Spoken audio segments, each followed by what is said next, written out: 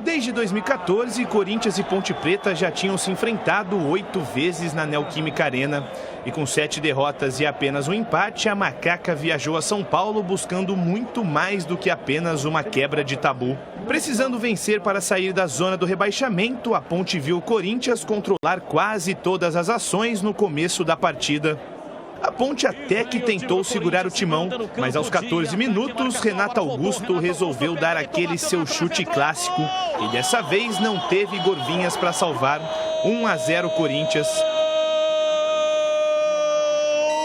Do Corinthians! O campeão dos campeões. A resposta da equipe campineira veio com Ribamar. Por muito pouco, o camisa 29 não deixou tudo igual. Mas na reta final, os donos da casa deslancharam. Aos 44, Paulinho recebeu de Fagner e fez o segundo na Neoquímica Arena.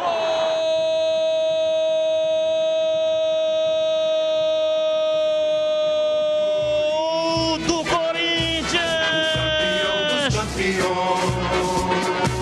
Gustavo Mosquito, já nos acréscimos, elaborou essa pintura de gol. 3-0 só no primeiro tempo.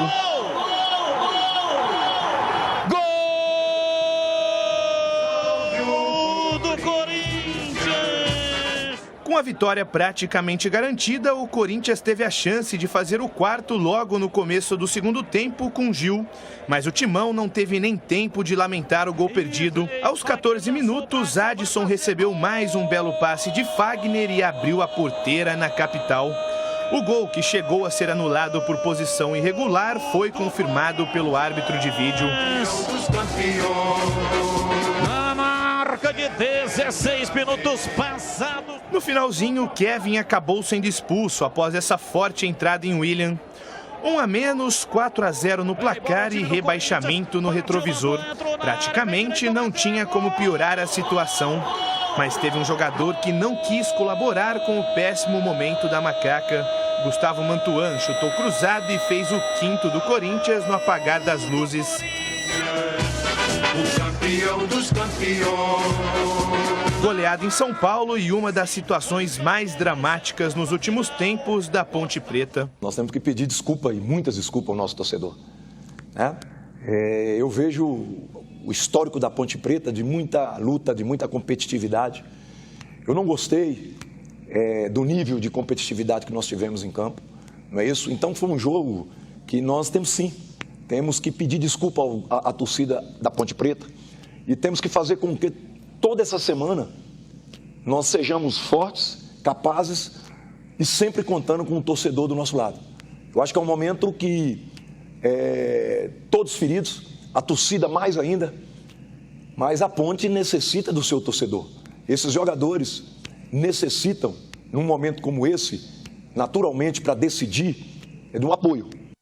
Claudinho, que foi ídolo da Ponte, subiu em 97 Campeonato Brasileiro, marcou gol, inclusive, contra o Náutico e subiu em 99 Campeonato Paulista. Foi o convidado especial da Rádio Bandeirantes. Em todas as transmissões da Rádio Bandeirantes, tem um ex-jogador participando junto com os comentaristas. Nós temos um trechinho aqui do vídeo, porque a Ponte, claro, enfrentando o Corinthians mais time, a expectativa não era outra senão a derrota no pré-jogo, né? Ninguém ganha de véspera nem perde de véspera, mas o Corinthians jogando em casa, apoiado pela torcida, e a Ponte nessa situação, claro que o Corinthians era o favorito. Mas o time da Ponte facilitou demais. Não teve futebol e não teve raça, determinação. Veja o que disse o Claudinho. Um abraço, Danilo, pelo comentário. A gente tem saudade dessa época, né? É uma das tradições da Ponte, né? Time de garra, time de superação, time que honra o torcedor da Ponte é apaixonado, vibrante e gosta de um time com essas características, né? E hoje, infelizmente, a gente não vê nada disso na equipe da Ponte. Eu acho que com todas as dificuldades técnicas, táticas, você tem que colocar esse tipo de coisa dentro do campo. Mas, pelo que eu estou vendo aí, vai ser muito difícil e o Corinthians dominou o jogo. Eu costumo dizer que parece um treino. O Corinthians parece que está fazendo um jogo-treino contra um sub-17, sub-19. E como o João comentou aí, A Ponte, o Corinthians está ganhando o jogo tranquilo, sem fazer força. Está jogando como se estivesse jogando com uma equipe de base. Bom, Tigrão, você comentou o jogo pela Rádio Bandeirantes, ficou barato 5-0 para a Macaca? Pior que ficou barato sim. Se o Corinthians não tira o pé no segundo tempo, teria feito 6, 7, 8, uma vergonha. Um time que começou dando até uma boa impressão, né? Um pouco mais móvel, um pouco mais de competitividade, mais intensidade. Mas quando tomou o primeiro gol a 14 minutos, 15 minutos do primeiro tempo, numa desatenção, todo mundo sabe que o Renato Augusto faz isso daí, ó. Não pode dar o espaço, né? Ele tem 30 gols na carreira, sim, de puxar por dentro, trazendo o pé direito e bater, né, de chapa, de curva, tirando do goleiro. Olha lá, trouxe, olhou, levantou a cabeça e tirou. Toda hora ele está fazendo gol assim. Então, uma pena, a Ponte um time flácido, sem reação. O Corinthians tocou a bola para não fazer mais, e o que doeu mais para o torcedor da Ponte? A Ponte também começou a tocar a bola de pé para pé, sem objetividade, para não tomar mais. Uma cena dantesca, lamentável, inesquecivelmente triste para o torcedor da Ponte. CH, é muito difícil imaginar que contra o Ituano o time tenha um comportamento diferente do que teve contra o Água Santa e contra o Corinthians. É um time emocionalmente em frangalhos, mal escalado. O treinador errou de novo, ele não é o grande culpado. O grande culpado disso é quem montou esse time. Mas é difícil. Nós vamos passar uma semana aqui querendo se apegar em alguma coisa, mas para mim já foi, Batista, infelizmente.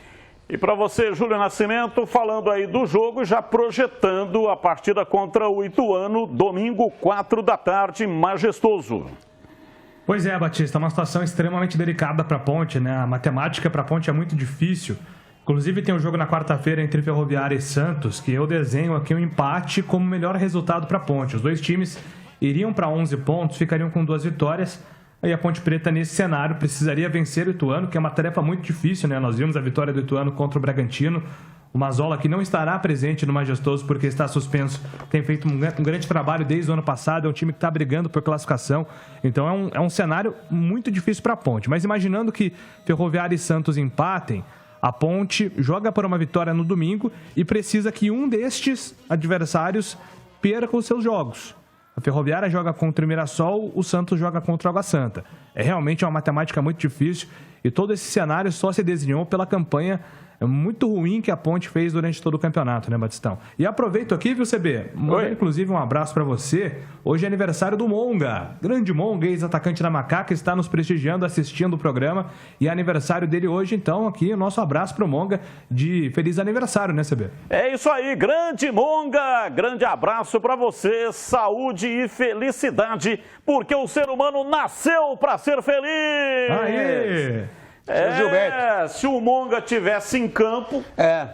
Poderiam mostrar alguns vídeos do Monga vestindo a camisa da Ponte, para esse time flácido, sem reação. Raça. E sem vergonha na Monga cara. Raça. Né, vou mostrar o Monga, porque esse time não comprou a proposta da torcida. Nem estou falando mais de diretoria, tá? E nem de comissão técnica. O time não comprou a proposta da torcida. Mas o Monga, seu Gilberto... Grande Gilberto, é um exemplo a ser seguido de raça, de entrega, de determinação e de respeito.